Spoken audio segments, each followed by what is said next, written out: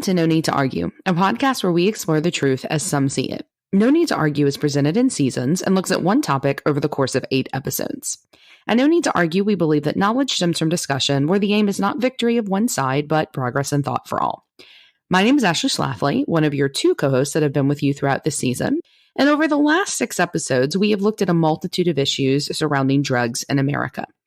Tonight, though, we begin our 2-episode wrap-up of our first season coverage that is going to be looking at the way drugs are portrayed in pop culture, specifically in movies and on television. I am joined, as always, with our show's co-host, my husband, Tom. How are you doing this afternoon, Tom? Mediocre. Mediocre. Why? I don't really know how to respond to that. This is our first afternoon recording session. Yeah. Maybe it's at mid-afternoon slumber that I get in. Slump. Slumber means you'd be asleep. Well, I normally would be if I wasn't at work.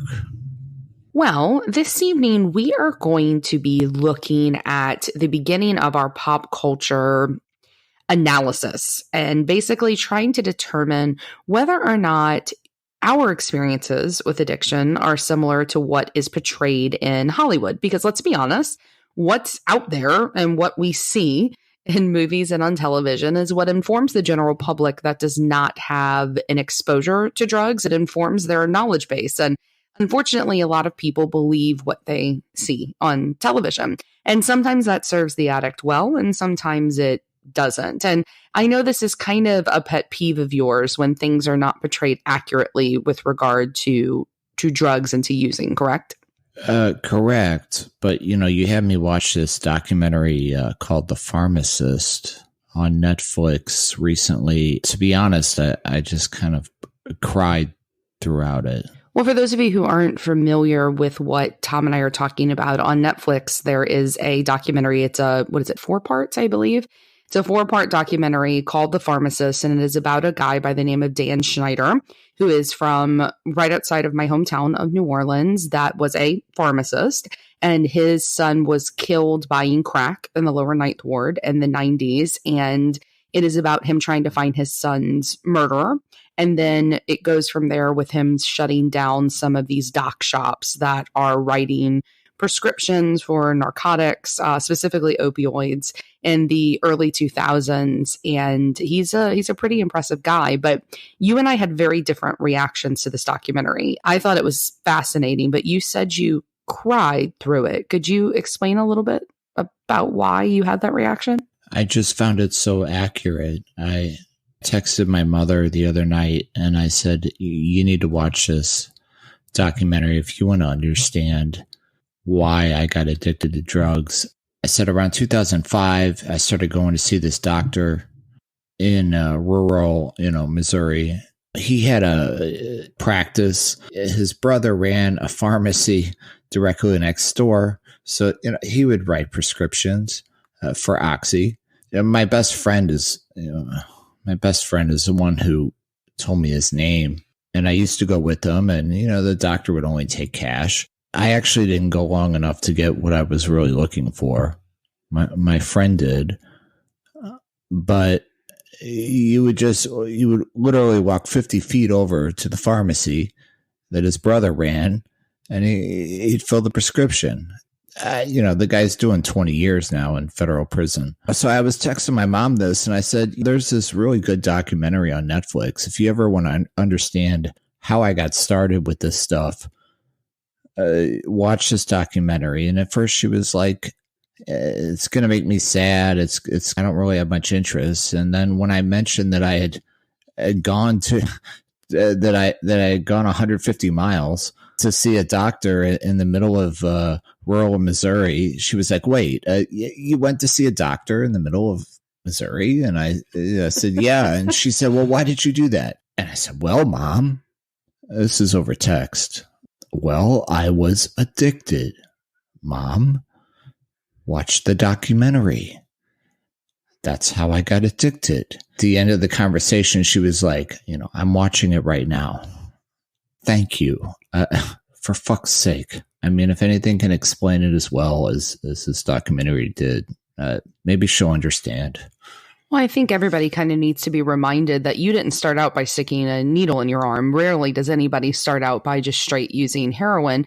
The majority of people your age, and a lot of people still today, that became addicted to heroin, especially from the social class that you come from, they started using based off of beginning with pills. You started with Oxy, and then eventually when you couldn't get Oxy, you started using heroin. And that's one thing that they talk about in this documentary, is that when these shops, these pill, factories basically were shut down, the overdoses from opioids, it switched from being from OxyContin to most of the overdoses becoming more prevalent from being due to heroin in New Orleans. And that's very similar. That was your experience. And a lot of people you began using with, that was their experience as well, correct?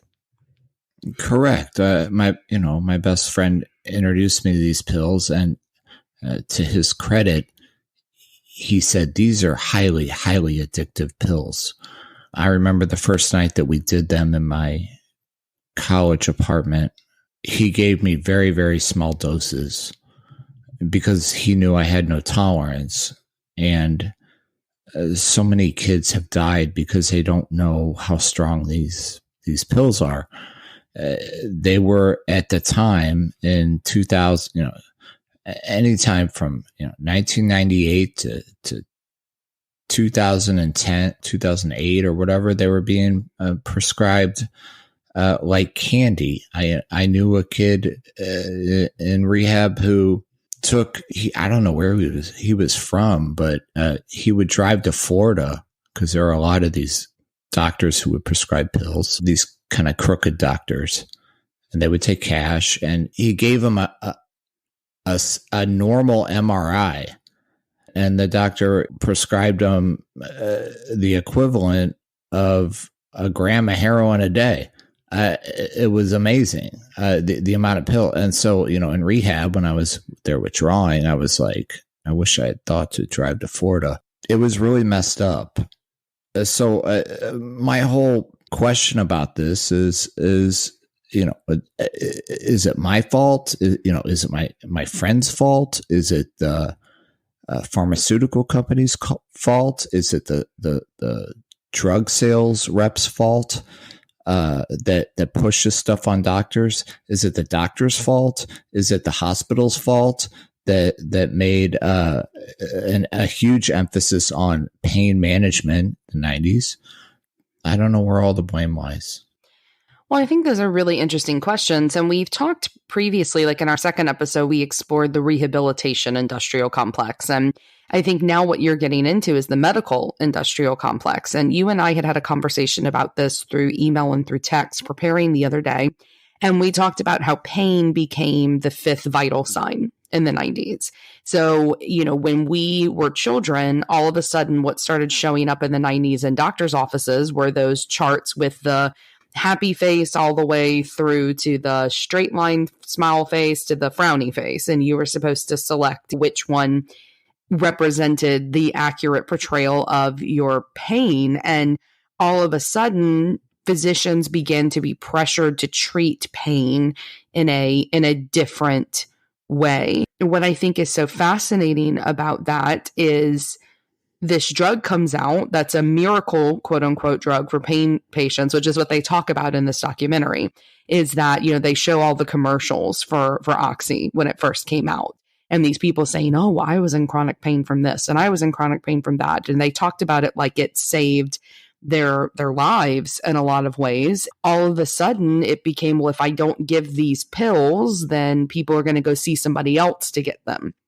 They're going to go find a way to alleviate this pain elsewhere. But the fact of the matter is the pills are as addictive, if not more addictive than heroin itself. And so they're basically marketing heroin again, which they used to do in the 1920s. They used to market heroin on the shelf next to aspirin. And it was like they were doing that all over again, just in a different form. And people begin going to great lengths to get these pills. I mean, could you talk about how you used to drive and there was the old ladies that had the 80 milligram oxys that you would get? Sure. So once I had started doing these pills, there's a movie called The Things We Lost in the Fire. Benicio del Toro describes heroin as he's a heroin addict in the film. That's what he plays. And he describes it as being hugged by God. And I've never really heard a more apt description for heroin. And these pills were the same. In fact, they were better because they were, a pharmaceutical grade. I knew what I was getting every time. Now, today, there's a lot of, most of them are fake. But at the time, there were no fake pills back when I was using them. And so once I started doing them, I would drive, it was about 75 miles into southern Illinois, poor community. There were 3 ladies, older ladies. I never actually met them. I sat in their driveways sometimes, but they all got 90 or more 80 milligram Oxycontin pills per month. It's quite a lot. I don't know what they charged the guy I bought them from, but sometimes I would take this guy and he would go pick them up and he would turn around and sell them to me. Just like in the documentary, the price went up over time. Initially, it was about $40 for one of these pills, and it went up to $80. So he may have paid $3,000 for these pills. He would maybe turn around and sell them for $10,000. We would use in his trailer. He had 2 children. In the summers, in the Midwest, it's very hot. He didn't have any screens on his windows, and so he would leave the windows open, and he didn't have any AC units. And there would just be flies and mosquitoes just swarming all over the ceiling. I just remember being in such withdrawal. Sometimes I would have to wait for hours for these ladies to get their prescriptions and for him to go get it. Sniffing these pills and 5 minutes later feeling fine, feeling good, feeling like everything was okay. It didn't matter about the flies, or the mosquitoes, everything was okay. So I wasn't one of those people who became addicted through a legal prescription. I didn't have back pain. I didn't get into some car accident. Somebody, my friend, showed me how to take off the coating and sniff them and get really fucking high. It took away every problem I had. Every negative emotion I felt took away. What I think is so interesting about that is the way that you approach pain pills as opposed to the way that I approach them. Because since we have been together, I have been prescribed pain pills, I guess, 4 times. There's that time I really hurt my back. There was the time I had the DNC when I had one of my miscarriages, and then when I had both of our children. Each time I always try not to take the pain pills because when I do, I feel so out of body. And how you're talking about how everything felt okay. I joked on the first episode about that time I thought you'd overdose me on pain pills. Like, I did not feel okay. I felt out of myself. I felt like I was floating out of my body, and it made me terrified. And even when I had our children, I attempted to have an epidural with Finn that didn't work, but they gave it to me and I felt the fentanyl, because that's what they give you in the epidural. I felt it for about 90 minutes. And then it went away and the epidural didn't work. And childbirth, for those who've not been through it, sucks without pain medicine. But I remember even that made me feel so nervous. It made me feel concerned that I couldn't feel my fingertips. And again, I felt like I was floating out of my body. It's just such a different sensation to alcohol, let's say. And for you recently had heart surgery for the second time. And you and I were laughing when you came out because they gave you fentanyl during the heart surgery. When you felt the fentanyl hit you, tell everybody what you said that you thought to yourself and almost said out loud. Yeah, I thought, old friend, I've missed you. Right. And you enjoyed it. And then you were upset that they didn't give you enough. And I think that's what's so interesting. And I wonder if there's something there about the difference between the way people that have predilections to addiction, drug addiction, and people that don't, because I don't find the sensation enjoyable in the least. You find alcohol enjoyable. So alcohol causes you a loss of inhibition. It causes you a loss of control. So I don't understand what the difference is. Maybe some people they like opiates more. Maybe other people like alcohol more. Yeah, maybe. I mean, but when I drink alcohol, I don't feel out of my body. I feel calmed. I don't feel out of my body. Well, different people respond to different medications differently. I guess you could say alcohol it really is a poison, but you could call it a medication. It's been used centuries ago as a medication. Maybe some people respond to that better. Maybe when you were fucking 25 and drunk as fuck in Mardi Gras and passed out in the street or whatever, maybe you enjoyed that more. But when Benicio del Toro said, it's like being hugged by God, this is the best ever description of it. That's going to kind of bring us to what we are going to talk about tonight. We want to talk about two shows that we feel are completely opposite from one another, but we both feel are incredibly accurate in their own way, portrayals of what using is actually like. And they are HBO series The Wire and the Showtime series, which some of you guys, unfortunately, I feel like are not going to be familiar with, but should be immediately, Patrick Melrose. So let's start by talking about The Wire. So for those of you who are not familiar or who don't remember, The Wire was an HBO television series that portrayed a group of drug dealers, drug users, and police officers investigating said drug users and drug dealers in Baltimore. It has been heralded as one of the best television shows of all time, as well as one of the most accurate portrayals of the breakdown, let's say, of Baltimore as a city, as well as the way that drug trades work within major metropolitan areas. And Tom, do you want to talk a little bit to begin with about your initial thoughts of The Wire? Because you were actually watching The Wire while you were using. I initially started using pills, and I got those from Southern Illinois, a trailer park. But after I switched to heroin, I sourced it from metropolitan St. Louis. So going to the methadone clinic, I think I've said before that there's 100 people lined out the door in the morning. This lady, she was an older lady, and she said, "Does anybody want any Valium?" And I said, yeah, it's a benzodiazepine. It works good for withdrawals. It's good to enhance pretty much any sort of drug. So I said, yeah. And there were a couple other people that said, yeah, but I was the only one who happened to have cash on me. She said, go outside after you get your dose. And so I went outside, and people know what you're doing.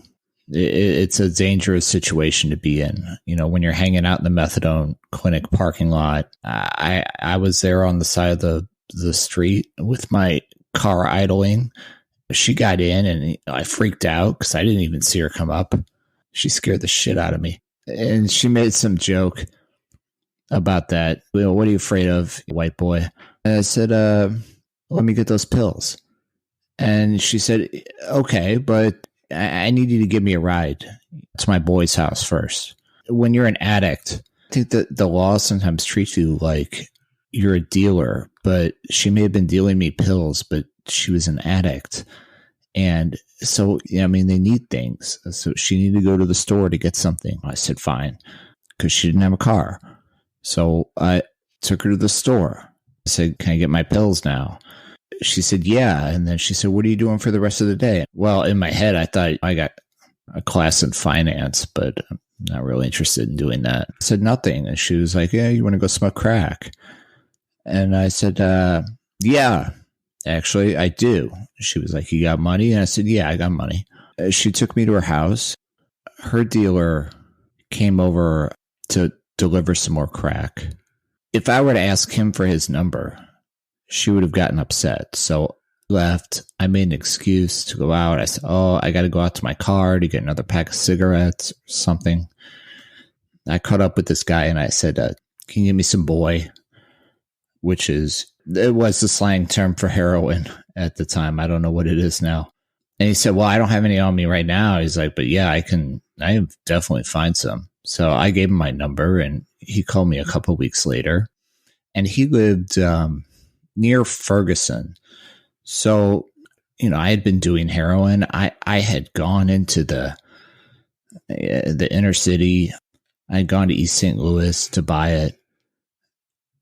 But this was the absolute best connection because he lived in North St. Louis County, which was still pretty heavily policed. Not the best place to drive around in. It was relatively safe compared to East St. Louis. And he got me the best fucking heroin. I was addicted to it for a couple of years before I went to rehab. Well, and I think that's an interesting connection to The Wire, because I think what The Wire did that so many shows did not do is that from season 1, when they were dealing with Barksdale's group, with his organization, it was a business model. I mean, multiple dealers were not portrayed in this stereotypical way that they were just these thugs, right? That they were just criminals. And while they were doing criminal things, it was a business for them. And this guy you're talking about, you had a business arrangement with him, very similar to kind of what you see in The Wire. It was the first business arrangement that I had. From a drug addict perspective, it was fantastic because before that, just like in The Wire, I was on the streets. It was like fucking Bubbles, getting ripped off constantly. I remember the first time I gave this guy this number, I said, if you don't fuck me over, you get me good shit, I said, you're going to make a lot of money. And he said, bet. I don't know. He made probably 40 grand off me in a year. He was the first person to understand that I had money. It was a transaction. He got the product. I gave him the money. He never had a problem. He let me run up a tab. He was kind of like Marlowe. He was just somebody you knew you did not want to fuck with. I mean, he had guns out on the table when I went over there, 38 sitting out there. And a few times I owed him like $1,500, but he knew I had a job. He knew I had to wait till payday. Sometimes I called him and I would call him and ask him if I could come by. And he said, yeah, you can come by. I just need that money. And I knew to never fuck with him about that. And I never showed up till I had the money because I knew not to fuck with him. He didn't even know where I lived. Maybe he could have found out, but I lived like 20 miles away from him. But he was like Marlowe. He reminded me a lot of Marlowe. And I remember thinking like in 2008, I was like, thank God I finally found somebody who can fucking be a businessman about this shit. Well, yeah, I mean, it's better to deal with the Marlows than it was to deal with Snoop on that show. I mean, she was terrifying on that show. What I thought The Wire did so well is they showed the desperation that people that are in need of a fix have, but they were also very compassionate about the way that they dealt with them. And I remember watching this one episode where they're lined up outside. It was in season 1, and they're lined up outside the towers there in the housing project, and it's not time to start selling yet. And one of the people waiting in line comes up, and one of the lower level drug dealers kicks him and talks really terrible to him and calls him a junkie piece of shit. And then the main dealer and tenant looks at him and says, that's your customer. So you're just gonna take his money all day and treat him like a dog? How am I supposed to treat him? I don't know. But you ain't gotta punk him like that. Punk this so. He goddamn drug addict. And you a goddamn drug dealer. So? So what? Oh, what? The customers are always right? Yo, we in the projects. The customer be fucked up. Can't get these niggas shits, man. Why not? Why can't you? Shit, everything else in the world gets sold without People taking advantage, scamming, lying, doing each other dirty. Why I gotta be that way with this? Because they dope fiends. Yeah, but the game ain't gotta be played like that, yo. You can't tell me this shit can't get done without people beating on each other, killing each other, doing each other like dogs. And without all that, you ain't got 5-0 down here on our backs every 5 minutes. I thought it showed really well this relationship that is developed between user and provider of what they're using. And you're talking about Bubbles. When we first got together, I am compassionate to a fault sometimes. I get taken advantage of. And that happened after we were together and I started going to meetings with you and sitting in the rooms with you, where anytime we would encounter someone that I knew was using, I would give money to. And you used to get really upset with me. Like, do you remember the time we were in Hattiesburg and there was the guy who was passed out outside of the CVS and I helped him and he asked me for $50 and I gave it to him. And you were like, he's going to literally go and spend that on, and you listed out all the different drugs he would buy. And I looked at you and I said, but that could have been you. That's how I always saw the people after the fact. And when I rewatched The Wire since we've been together, I mean, Bubbles is the character that I look at and I think to myself, like, you could have been living in some abandoned crack house because you spent a whole lot of time in crack houses that look just like the ones that are in The Wire. I actually don't remember that. You don't remember that? And then the other time when I bought the Subway sandwich and the other time when I bought the soup and all of that? The Subway sandwich for the Muffin Man, yeah. The $50, I don't, but not, I mean, I sort of vaguely remember something like that. Well, because I didn't, you're talking about the Muffin Man. For those of you not from Houston, the Muffin Man used to ask for money outside of the Galleria Mall. And I didn't just buy a sandwich from the Muffin Man. I brought him blankets and everything. And when he died, I was very, very upset. Well, I told people about it on Reddit and they were very upset. I mean, he brought joy to a lot of people by singing. Right. But do you ever, because you don't have much compassion, you have compassion for addicts in the rooms. But when we encounter people that we see like on the side of the road or, downtown Houston is full of, we have a huge homeless problem here. And certainly not everyone that is homeless is an addict, but many of them that we have come across are. I mean, once you have been around people who are using, you can tell when they're using, if nothing else, just the needle marks or the burn marks on their fingers. And you don't want us to give them cash. And I understand because you think they'll go use, but I'm just curious how that is for you, because did you ever worry that was going to be you, that you were, because your parents were ready to kick you out when you went to treatment. So that could have been you. Does that make sense? I have compassion for those people. Giving them cash is not a solution. There's not enough mental health services in this country. You can see it on The Wire. Houston's not that different. And so there's a lot of homeless people. There's a lot of drug addicts. They need help. But giving them cash is not the solution. What I've always done is given them cigarettes to let stop smoking because they always appreciated cigarettes.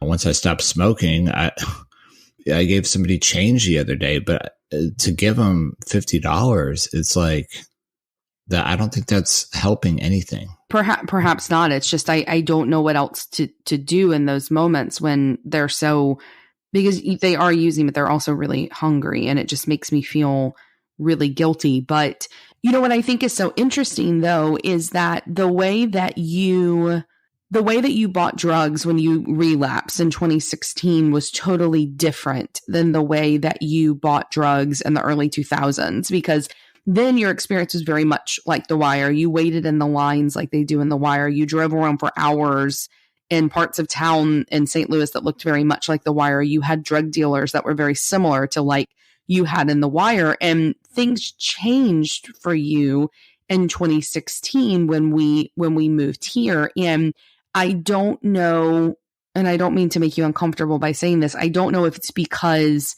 you yourself were making more money, where like it wasn't your parents' money anymore. So you had more access to money, but it was almost like your class of drug dealer improved. Because do you remember, because I've only ever been on one drug deal, which was the drug deal I went on with you the night before you went to rehab. Do you remember what that drug deal was like? I think it just had more to do with the nature of the city and the neighborhood. So, there's a neighborhood in the city, predominantly white. It's predominantly middle class. There's a lot of heroin there. They don't carry guns. It's a lot safer to go buy heroin there. And so, yeah, I felt more comfortable going to Whataburger or whatever, wherever we went that night, and buying there, because I didn't feel like I was going to get robbed. I wasn't in a very dangerous neighborhood. I mean, the neighborhood, it's not that dangerous. I thought it was a really bizarre experience, though, because I had heard all of your stories about using and buying when you were in St. Louis, and the times you got robbed and cleaned out by drug dealers. And then all of a sudden, I go on this drug deal with you, and it was not a funny situation. I mean, the reason I even went with you is because you were so high. I was afraid that you would get hurt. And I made you take separate cars because I didn't want to get caught in the car with you with the drugs, because we had a child and I didn't want that. And so I followed you there. And so we show up at a fucking Whataburger, and some hipster with a man bun drives up on like a unicycle and gets off, and they gave you a clean, unopened needle and gave you your drugs. And it was, a really nice, kind transaction. I mean, it's like you were buying some fucking vegan soap from him. Like we were at a fucking farmer's market. Yeah, and I would much rather prefer to buy my heroin from somebody on a unicycle than somebody who has 238s on them. But Houston has the same dynamic that St. Louis does in terms of we have similar crime statistics here. We have similar drug crimes here in terms of the propensity of the numbers of drug crimes we have here as they do in St. Louis. It became such a different scenario for you. And that kind of leads into what I want to talk about with the second show, which is Patrick Melrose, because Patrick Melrose, I think you and I both agree, is the most accurate portrayal of upper class addiction that we've ever seen. I think so, especially in terms of, it's a mini series. So I forget how many episodes there are, 8, maybe 5. What it shows is somebody who is very wealthy, who was sexually abused as a child. So when you talk about The Wire, or when you talk about Patrick Melrose, you can see that addiction takes place across all social stratas. We watched Patrick Melrose when it was on television in 2018. It stars Benedict Cumberbatch, who is fantastic in it, and he plays the title character. And it is a movie based off of a novel series. It's based off of a book series by Edward St. Albans. And what I think is so interesting is when we were watching it, I don't know if I've ever seen a television character that reminded me more of you. I'm looking here at the notes that you sent me, and you said this is how you describe Patrick Melrose. He hates meetings at times. He despises his stuck-up family. Despite wanting to be the best father, he runs out and goes to the liquor store. Years after quitting shooting dope, snorting coke, and taking benzos, familiar, he tries and tries and tries, and he's trapped in his own goddamn head. Yeah, there's a way out, but it seems highly rare and sometimes impossible to find an escape that is permanent. And I felt like if I didn't know that you were describing his character, you would be describing you. I'll have another of your very refreshing martinis. Some salmon tartare followed by some steak tartare. Spicy, very spicy, and your wine list. That's it, darling. Get something solid inside you. Do be quiet, Nanny. Will someone be joining you? Fucking hell, I hope not. The way that he used reminded me of watching the way you used, and most specifically, the way that he feared detox and then did detox was almost identical to watching you detox. And you almost had trouble watching the episode where he goes through detox because it brought back some really nasty and gnarly memories for you. It did. And it was also one of the most authentic portrayals of detox I've seen. And I have a bias for Benedict. I love him, but I think big old man crush. Yeah, big old man crush. But it's just a fantastic show about addiction. Well, you're talking about accurate portrayals. Talk to us about what you felt was so accurate in that portrayal of him detoxing. Well, he has he's kind of, there's scenes where he's narrating his thoughts. It just reminded me so much of my own thoughts. My first time in detox in 2010, I had this song repeating in my head. It was Climbing the Walls by Radiohead. Is it climbing up the walls or climbing the walls? It is so incredibly on the nose. It was awful, just all day, all night.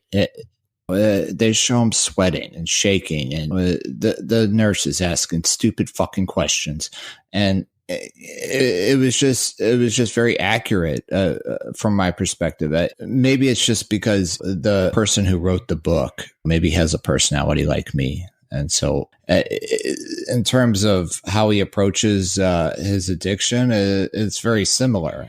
Well, but go back to detox, because you shared on the first episode, you joked about jerking off and detox. And we have gotten more emails and Twitter outreaches asking for you to share that entire story, which I think is both strange and hilarious. So you talked about like how the nurses were asking stupid fucking questions, and Patrick Melrose in that episode, he starts yelling at the nurses that they're ignorant and don't know what they're talking about. And he just basically starts doing things to be like, fuck them. And that's kind of what you did in detox. So can you satisfy our listeners' curiosity and actually tell that entire story? Yeah. I mean, I'll talk about my dick if you want to hear about it. I don't I don't know if I need to hear about your dick. I live with your dick, but I think everybody else might like to hear, well, at least from the outreach we got, would like to hear that story. Yeah, I remember. Have you ever read William Burroughs' Junkie? Yeah, of course. Okay, well, I actually haven't, because I tried to, and it's kind of a difficult. The language is kind of, it's hard to get through. Plus, I was on heroin, so it may have been that may have prevented me from getting through it. But I did get to the part in the book where he talks about how he's in jail and everybody who's around him is just jerking off ferociously.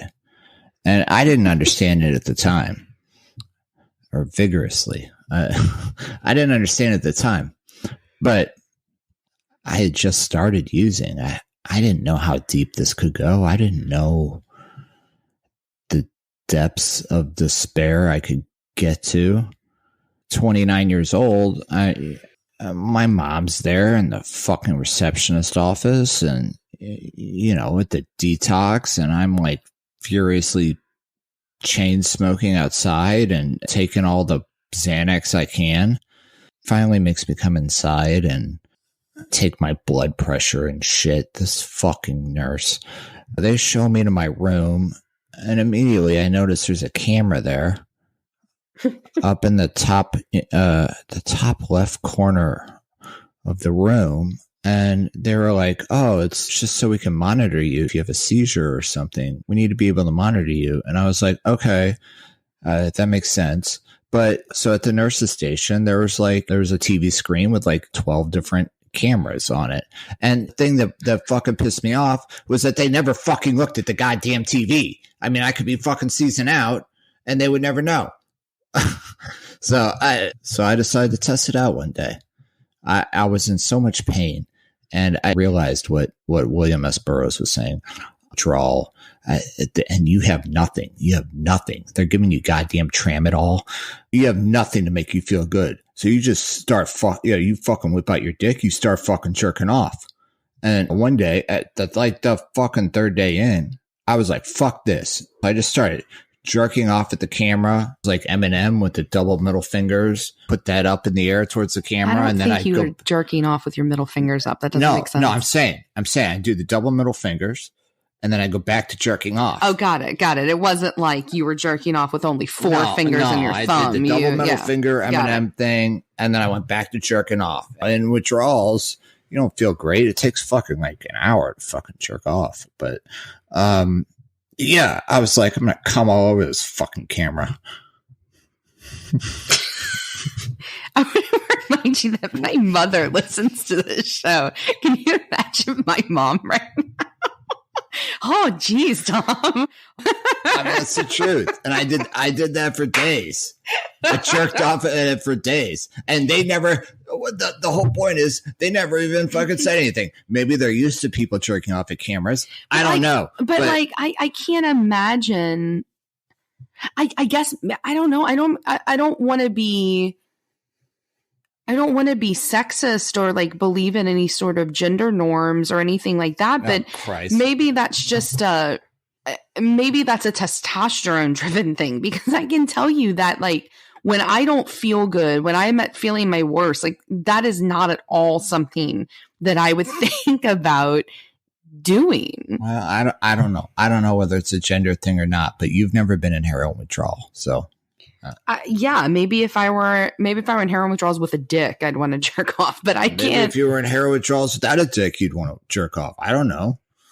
I just cannot imagine that. And what's interesting is like your story is very common because a lot of people do this in detox that we've talked to, because I've shared your story. Like, oh, can you believe that Tom did this? And other people in the rooms were like, well, yeah, I totally jerked off in detox. And it's like, what?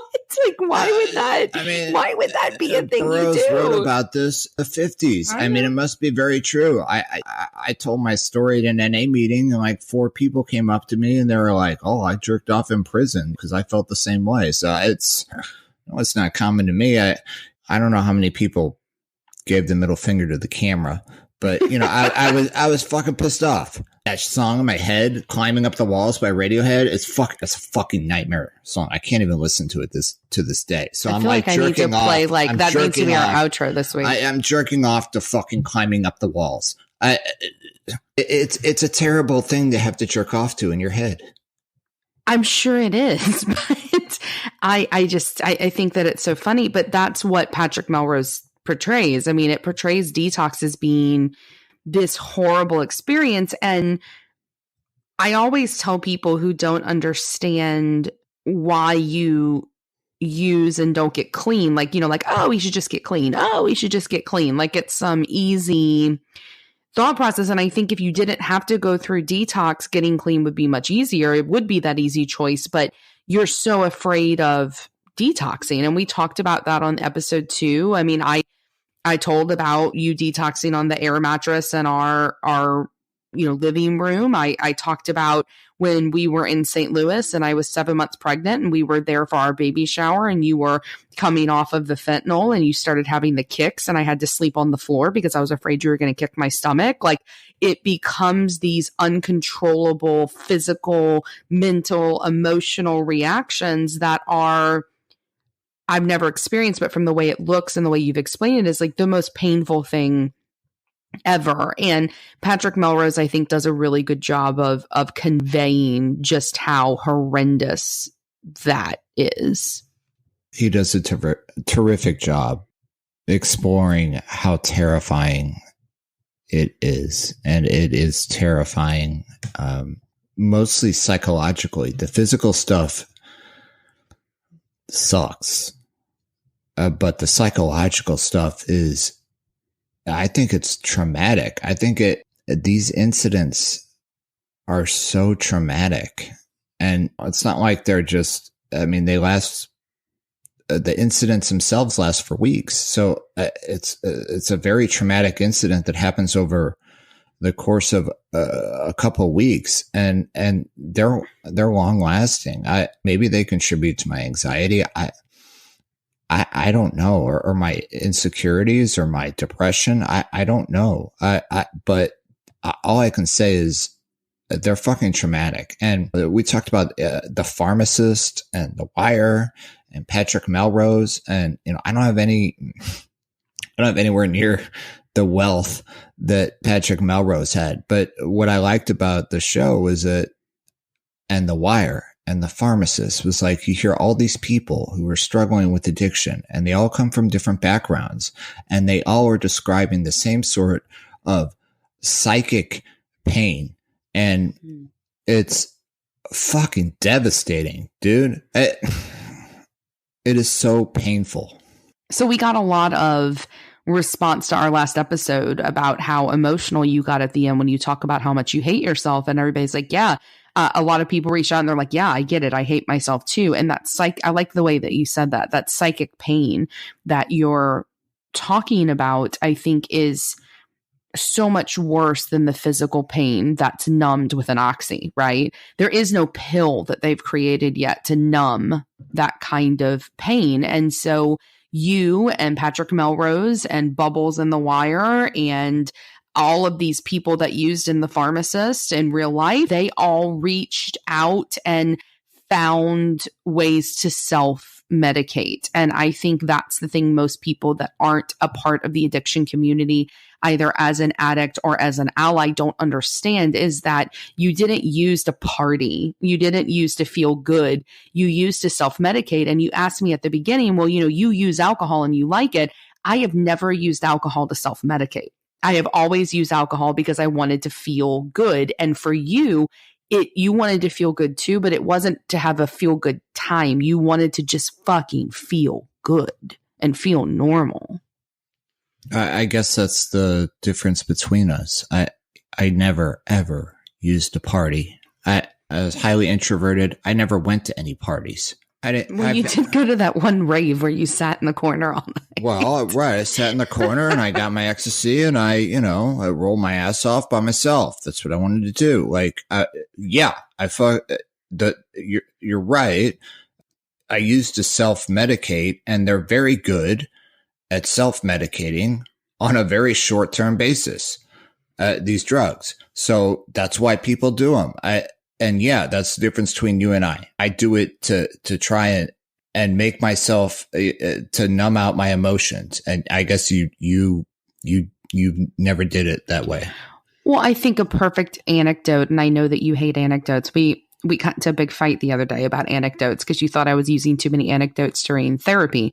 Yes, people, we can fight about therapy, but I can cut this out if it makes you feel uncomfortable. But I think a perfect explanation of the difference of the way a non-addict like me and an addict like you feels that deep sadness that you have inside of you, that hole that we talked about as the metaphor all season, is when we had our son. So we had our son, Finn, and it was not an easy birth. I was very, very sick. They were very worried about me. When Finn was born, he was in the NICU for 12 days. It was a very traumatic experience, but at the same time, it was a very exciting experience. And so there's this photo of you holding Finn for the first time. And it's one of my favorite photos because you're just looking at him and you have this look of adoration for him on your face. And then there's that same picture of me holding him for the first time. And so we both felt the same thing when Finn was born. We both loved him immediately. But about 2 hours after he was born, you went and told me you were taking a shower, but instead you used a bunch of ketamine in the bathroom, in the hospital room. And we talked about it after fact because I used to be really angry at you about doing that because in my own egocentric way, it made me feel alone because we found out he was in the NICU while you were back there doing the ketamine. I had a lot of resentment against you, but what I came to realize over years of trying to understand your addiction and years of trying to view your addiction with grace, I realized that you used that day because you wanted to feel what I was feeling. You loved him, but you weren't able to feel joy in the way you wanted to because you only felt fear because that hole felt more real to you in that moment. That hole inside of you felt more real to you in that moment now that you had a kid than ever before. And I think that that anecdote there shows what an addict does, even in happy moments, is that you weren't using to be a dick, be an absent husband, which you've never been, or an absent father, which you've never been. Instead, you were using to attempt to self-medicate so you could feel the joy that I organically was feeling that day. And that's the saddest thing for me about your addiction that is really portrayed in Patrick Melrose, especially when he has his interactions with his children, is that he's a great dad to them, just like you're a great dad to our kids, but that hole is always there. The day our son was born was so hard. We've talked about the withdrawals that I put myself through while you were 7 months pregnant, and it was traumatic for you. It was traumatic for me. And yeah, that day in the hospital, that your birth was traumatic. Finn's birth was traumatic. It took way too long. I knew that something was wrong. He was stuck. I knew something was wrong, and I didn't know what to do, and I got really scared. And after it was over,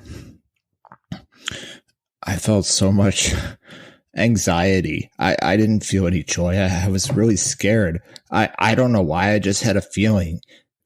I know you say that I was addicted to ketamine or whatever, but it's not like heroin. It's not like an addictive drug. It's a dissociative. It just numbs everything out. And I was so fucking overwhelmed that I had to go and use. So you self-medicated, because I was just as anxious and I was just as scared.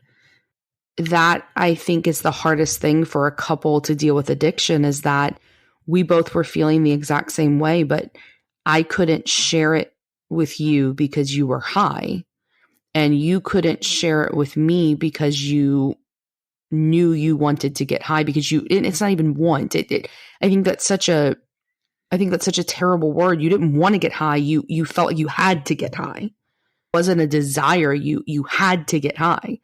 And that is one of a million examples of why a journey of an addict and non-addict together is so incredibly difficult to navigate, because we've gotten in arguments before where I've said to you, I just feel so fucking lonely. You make me feel so fucking lonely because I feel like I'm married to this water bottle sitting here. It has as much interaction with me as you're having. And what I've learned over the years is that I feel that lonely, but you're feeling that lonely too. And when we don't talk about it and when we don't interact, you end up self-medicating. I mean, that's always my greatest fear. And I think I nag at you too much. And I come at you and I say, we have to talk, because I know if we don't, that's where you'll end up again. And addiction is lonely. It's lonely for the person going through it, and it's lonely for the person that's going through it with them, and it's lonely for their kids. It's awful, and it's scary, and it's painful, but I think the best adjective to describe it is it's just lonely.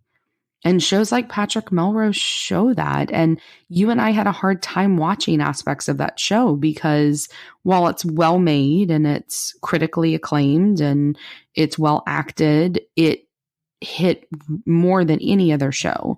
It hit really, really close to home because it portrays that loneliness and that fear that you're talking about, and I just worry about you because you carry it around. You're lonely. And addiction, it feeds on that shit. It just feeds on it. Yeah, it is lonely, and I know it's lonely for you too. I guess the positive thing is that you are here and my kids are here. I think that the show Patrick Melrose makes that point about kids, about family, that you're alone in your head and you're alone physically. Physically is even worse than being alone, in your head sometimes. If I have to name things I'm grateful for, you and Eliana and Finn and my Jewel. What are we having? Can we have some shrimp for dinner? These are literally all the things you were grateful for last week. I hope everybody sees that this is what he does. He uses the same shit every single week to be grateful for. So no shrimp? Or I'm cooking red beans and rice tonight. Oh, well, that's good too. Yes, my red beans are fantastic. But, and I hope that that even though you feel lonely, that you're never alone, which I've said ad nauseum on here. And we've got a community of people out there that have reached out, and hopefully, I know a lot of you all feel alone out there, and hopefully together we can all just remember that we're not. I don't know. Sometimes it feels really fucking impossible. It feels really impossible how lonely everybody is. And I know how lonely you feel. And I just hope that we continue with another day where you're not self-medicating that loneliness, because every day you don't, it's a huge, huge victory, and it's a huge deal, and it's a huge accomplishment. And I'm just appreciative that we, have had another day where you didn't self-medicate with heroin, or you didn't self-medicate with crack or meth or ketamine. And, you felt the loneliness, and sometimes feeling it is harder than making it go away. So I'm really, really, really proud of you for that. Yeah. Thanks, Ashley. I appreciate that. When I love you and I like you a little bit. So there's that too. I love you too. I know. And now everybody out there has turned off their radios because of how sappy the podcast is. God. Christ. But that's going to wrap up another episode of No Need to Argue. We are going to have one final episode. We want to thank everybody who voted or who reached out to us through email for what movies they would like for us to cover. Next week, we will be looking at 3 movies and comparing and contrasting based off of reality versus what is very much fiction in the Leonardo DiCaprio classic Basketball Diaries, the Ewan McGregor masterpiece Trainspotting, and one of my least favorite, spoiler alert, drug movies, Fear and Loathing in Las Vegas. So we look forward to doing that. In the meantime, please feel free to reach out to us through email at noneedpod@gmail.com. You can find us on Twitter at noneedpod. You can find me at my personal Twitter at Ashley Schlafly, Tom on his at Tom_Schlafly. And please make sure you hit that subscribe button on whatever podcast app you're currently listening to us on. And if you can also leave us a 5-star review, it's how we help our podcast grow. We thank the 3 of you that reviewed us just this week. We look forward to joining you on our last episode of season 1 next week. And until then, we'll see you next time here at No Need to Argue.